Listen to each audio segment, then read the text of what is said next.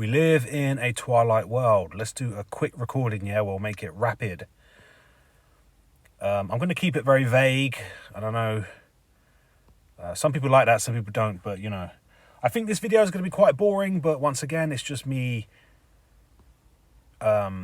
showing that the double cross is everywhere in this reality that we find ourselves in.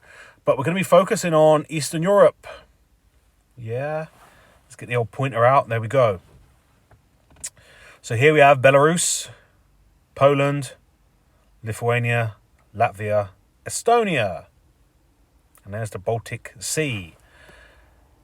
That's, of course, Kaliningrad, the Russian territory, the Russian enclave that sits right between Poland and Lithuania.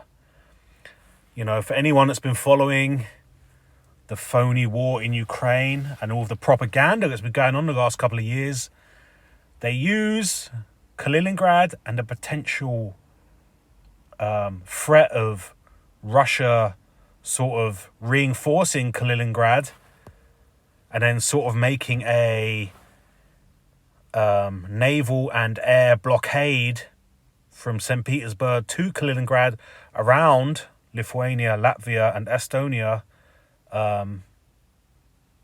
They claim it's a possible, a potential outcome of this war. Of course, this is a great way to scare the shit out of Lithuania, Latvia and Estonia. Of course, they used to be part of the Soviet Union, satellite states of the Soviet Union. And, the propaganda is that Vladimir Putin wants to rebuild the Soviet Empire or the Russian Empire, and that would mean taking Lithuania, Latvia, and Estonia. And this, it's a great way, this story, that via Belarus and the Savaki Gap, they're gonna move into Kaliningrad, is a great way to scare the shit out of Lithuania, Latvia, and Estonia. But that would mean that the Russians would have troops on the ground in Polish territory.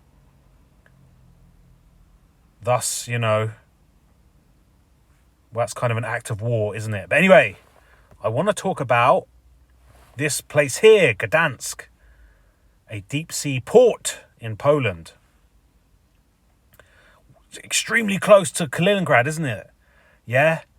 In a real war, either the Russians would have took out Gdansk or NATO would have took out Kaliningrad, the port of Kaliningrad. The fact that they are so close together is kind of ridiculous. But this is a deep sea port that NATO forces use or would use if it kicked off with Russia and they needed to pour troops, equipment, ammunition, and armor into Europe. It's not the only one to use. Obviously, they got others, but since 2022, every NATO exercise that simulates a battle with a war with Russia, they use Gdansk. Yeah. It's the quickest way for Canada, the USA, and Britain to get into it. Germany and France, they can pretty much drive to Eastern Europe. But like I said, for Britain, Canada, the USA, and of course, Sweden, Norway, Denmark, this would be the route in. Now, Gdansk, can anyone guess what is what symbology is contained in the flag of Gdansk? Yes, of course, a double cross. What else would it be? And it's also, we should also quickly point out, I've pointed out many times before, but NATO, the modern day NATO symbol or flag is, of course, as well, a double cross. Like so. Here I've inverted the colours in case anyone is asleep and not getting it. But it doesn't end there. So, Lithuania, with what's gone on since 2022, the boogeyman that is Vladimir Putin and the fear-mongering of a Russian invasion, Lithuania has obviously built up its military, but mainly via volunteers. Like, Lithuania is not a big country. It's not an extremely rich country, but it's opted for volunteers, civilian volunteers, and the regiment is known as the Lithuanian Riflemen's Union, or Lithuanian Riflemen's Militia. Obviously, it's a historical thing. Probably got some history there. We won't go into that now. But if we look at the cap badge, yeah, the badge worn on the beret of the Lithuanian Riflemen's Militia, it is a double cross. Like so. Now, I know people are going to go rushing to Google, rushing to AI, rushing to Wikipedia to try and, explain this double cross. And yes, I know the history, a king in Poland, blah, blah, blah, a German king, it was on their shield, blah, blah, blah. I get all that stuff. I'm just merely pointing out that the double cross is always appearing in our reality, especially when it comes to dialectic, conflict, and war. War, of course, being the ultimate form of manipulation to keep people living in fear and keep people living in a false reality, and so on. Anyway, let's carry on, yeah? We're going to stick with Lithuania.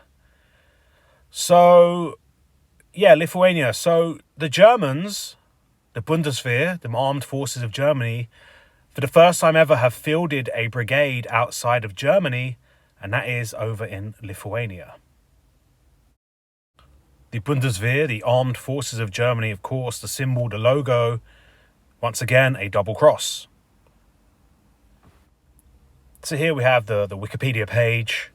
Yeah, the 45th Panzer Brigade, also known as the Lithuanian Brigade. Yeah, obviously it's meant to reinforce Lithuania against any acts of aggression by Russia, blah, blah, blah, blah. But anyway, I mean, firstly, the active date is the 1st of April. That's April Fool's Day, isn't it? 1st of April is April Fool's Day.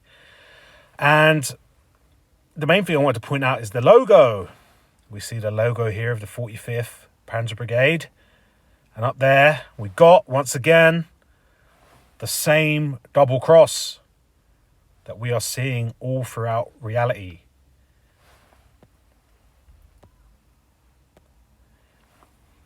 When it comes to the double cross, I've come out with many theories, but basically, especially when there's a world war going on, the double cross comes out of the shadows and is a bit more seen because they're so much more active than they are usually. World wars, World War I, World War II, and now this World War III is a cover story, is a guise for reality changing. While the whole world is going to be distracted with a world war, they're not going to notice that major changes are happening with this realm that we live in. We live in a twilight world. There are no friends at dusk.